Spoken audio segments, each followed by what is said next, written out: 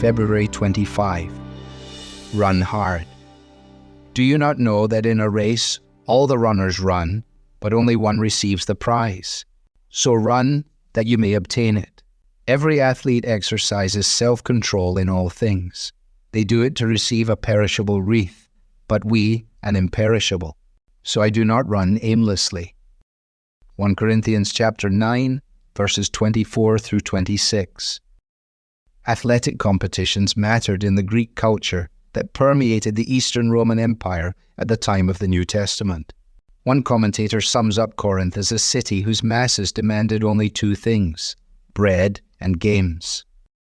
Smaller, local contests awarded a number of prizes, but in major events there was only one prize, often a laurel or pine crown. Competitors spent months and months of their lives setting themselves apart from all they might otherwise enjoy.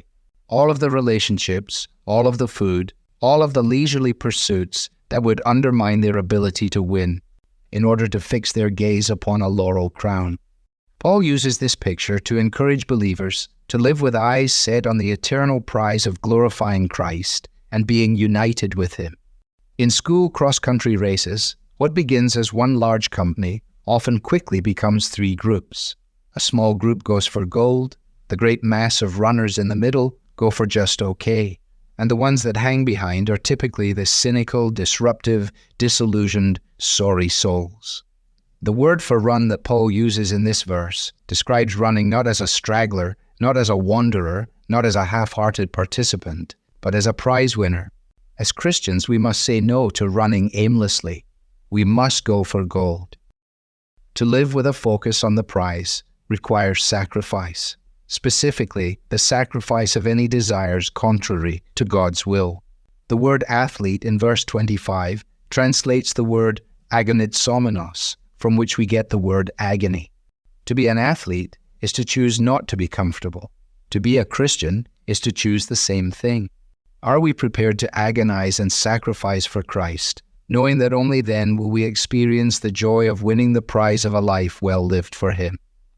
But how are we to offer such a sacrifice or run with such a focus?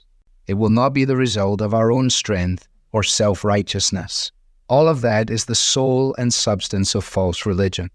No, only our union with Christ provides the power and the potential for this change. Jesus set the example of willing sacrifice with the eternal prize in mind. When He underpins our hearts and lives, there is no limit to the extent we will joyfully go to as we run our race for Him and follow on behind Him. When asked about the race plan that had seen him win gold in the 1924 Olympic 400 meters, the famous Scottish Olympian and missionary Eric Liddell is reputed to have answered, "I run the first 200 meters as hard as I can. Then, for the second 200 meters, with God's help, I run even harder.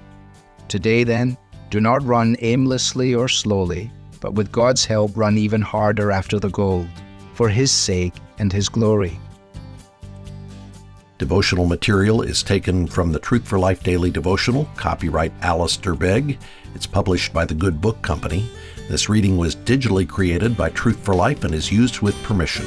For more clear, relevant Bible teaching, visit truthforlife.org.